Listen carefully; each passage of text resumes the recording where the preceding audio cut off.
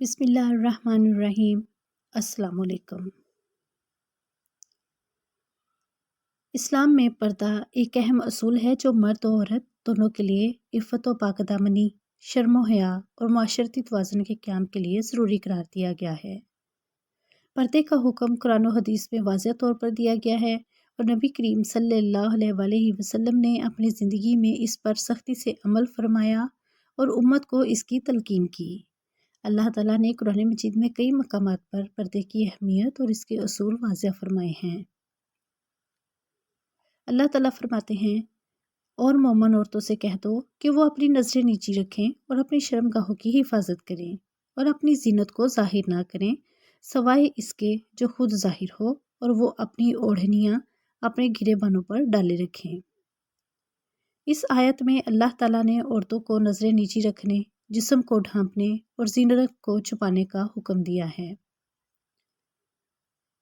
اے نبی، اپنی بیویوں، بیٹیوں اور مومن عورتوں سے کہہ دو کہ وہ اپنی چادریں اپنے اوپر لے لیا کریں، اس سے زیادہ توقع ہے کہ وہ پہچان لی جائیں اور ستائی نہ جائیں۔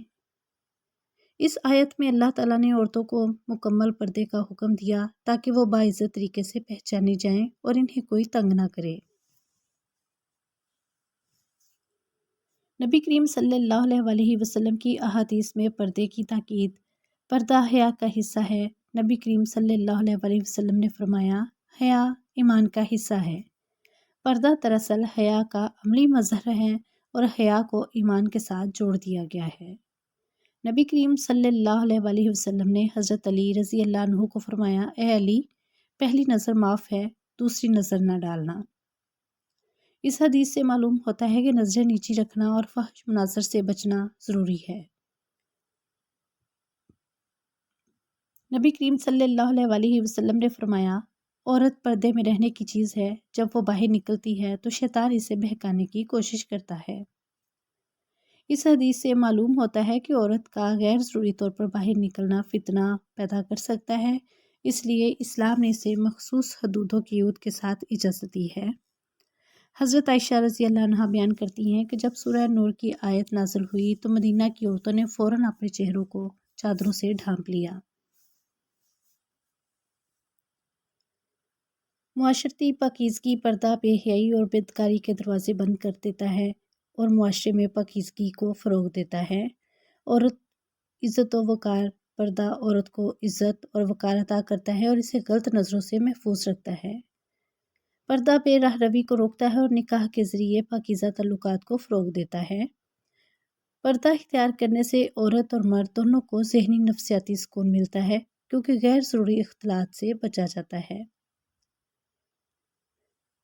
پردہ اسلامی شریعت کا ایک اہم حکم ہے جو مرد و عورت دونوں کے لیے ضروری ہے۔ نبی کریم صلی اللہ علیہ وآلہ وسلم نے پردے کی اہمیت کو بار بار اجاگر کیا اور عملی طور پر بھی اس پر سختی سے عمل کیا۔ آج کے دور میں جب فتنوں کی کثرت ہے، پردے کی پابندی مزید ضروری ہو جاتی ہے تاکہ معاشرہ بے راہ روی سے بچ سکے اور اسلامی اصولوں کے مطابق زندگی بسر کی جا سکے۔ حضرت عائشہ رضی اللہ عنہا جو نبی کریم صلی اللہ علیہ وآلہ وسلم کی زوجہ مطہرہ اور جید عالمہ تھیں، پردے کے حوالے سے نہ صرف خود عمل کرتی تھی بلکہ اس کی اہمیت بھی بیان کرتی تھیں۔ ان کے کئی اقوال اور روایات پردے کی وضاحت کرتے ہیں۔ جب سورہ نور کی آیت نازل ہوئی تو حضرت عائشہ رضی اللہ عنہا فرماتی ہیں، جب یہ آیت نازل ہوئی تو مدینہ کی عورتوں نے فوراً اپنی چادروں کو کاٹ کر انہیں اپنے سروں اور چہروں پر اوڑھ لیا۔ یہ حدیث اس بات کی دلیل ہے کہ صحابیات نے اللہ کے حکم پر بلا تاخیر عمل کیا اور مکمل پردہ اختیار کیا۔ حضرت عائشہ رضی اللہ عنہا پردے کے معاملے میں بہت محتاط تھیں۔ ایک روایت میں ہے کہ جب صحابہ کرام میری طرف کوئی پیغام بھیجتے یا کسی مسئلے میں مجھ سے مشورہ لینے آتے تو میں ان کے سامنے آتی نہیں تھی بلکہ میرے اور ان کے درمیان ایک پردہ ہوتا تھا، اور جب تم ان نبی کی ازواج سے کوئی چیز مانگو تو پردے کے پیچھے سے مانگا کرو۔ حضرت عائشہ رضی اللہ عنہا فرماتی ہیں، اگر رسول اللہ صلی اللہ علیہ وآلہ وسلم یہ دیکھتے کہ عورتوں نے آج کے زمانے میں کیا طریقہ اختیار کر لیا ہے تو وہ انہیں مسجد میں آنے سے روک دیتے، جیسے بنی اسرائیل کی عورتیں روکی گئی تھیں۔ یہ بیان اس بات کی دلیل ہے کہ عورتوں کا بے پردہ باہر نکلنا حضرت عائشہ رضی اللہ عنہا کو ناگوار تھا اور وہ خواتین کو زیادہ محتاط رہنے کی تلقین کرتی تھیں۔ مشہور حدیث جو حضرت عائشہ پر لگنے والے جھوٹے الزام سے متعلق ہیں میں ذکر ملتا ہے کہ جب وہ لشکر سے پیچھے رہ گئیں تو حضرت صفوان بن معطل رضی اللہ عنہ نے انہیں پایا، لیکن حضرت عائشہ نے فوراً اپنا چہرہ ڈھانپ لیا۔ یہ اس بات کی دلیل ہے کہ سفر میں بھی پردے کی مکمل پابندی کی جاتی تھی۔ حضرت عائشہ رضی اللہ عنہا نے پردے کے حکم پر سختی سے عمل کیا اور اس کی پابندی کرنے کی تلقین کی۔ وہ خود غیر محرم مردوں سے پردہ کرتی تھی اور دیگر عورتوں کو بھی اس پر عمل کرنے کی ہدایت دیتی تھی۔ ان کے اقوال و اعمال پردے کی شرعی حیثیت کو مزید واضح کرتے ہیں اور اس کی اہمیت کو اجاگر کرتے ہیں۔ حضرت فاطمہ الزہرا رضی اللہ عنہا جو نبی کریم صلی اللہ علیہ وسلم کی سب سے محبوب بیٹی اور جنتی عورتوں کی سردار ہیں، شرم و حیا اور پردے کی اعلیٰ مثال تھیں۔ ان کے فرامین اور طرز زندگی سے پردے کی اہمیت واضح ہوتی ہے۔